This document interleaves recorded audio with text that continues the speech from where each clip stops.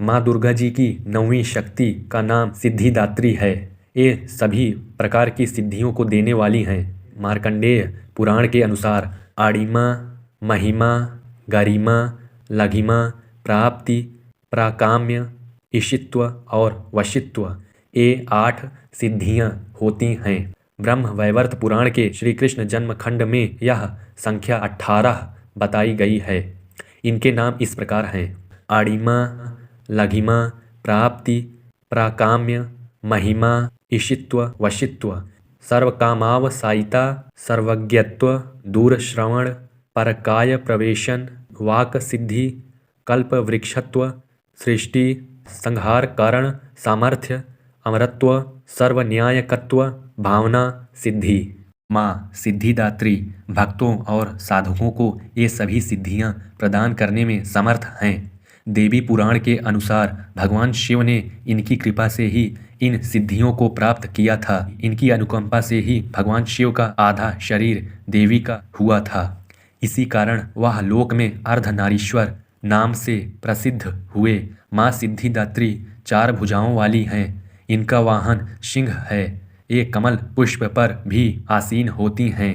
इनकी दाहिनी तरफ के नीचे वाले हाथ में चक्र, ऊपर वाले हाथ में गदा तथा बाईं तरफ के नीचे वाले हाथ में शंख और ऊपर वाले हाथ में कमल पुष्प हैं। नवरात्र पूजन के 9वें दिन माँ सिद्धिदात्री की उपासना की जाती है।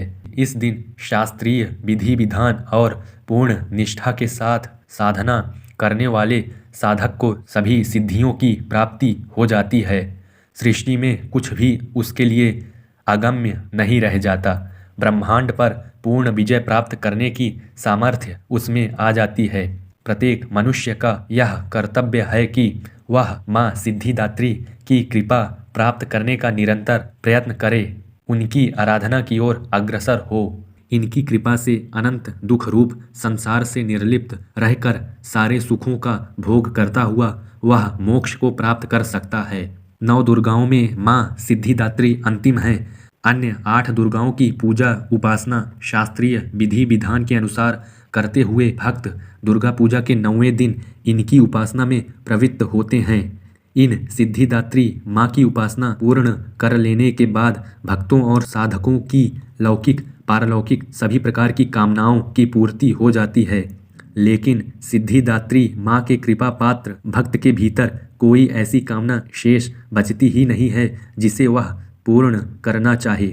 वह सभी सांसारिक इच्छाओं, आवश्यकताओं और स्पृहाओं से ऊपर उठकर मानसिक रूप से माँ भगवती के दिव्य लोकों में विचरण करता हुआ उनके कृपा रस पीयूष का निरंतर पान करता हुआ विषय भोग शून्य हो जाता है। माँ भगवती का परम सानिध्य ही उसका सर्वस्व हो जाता है।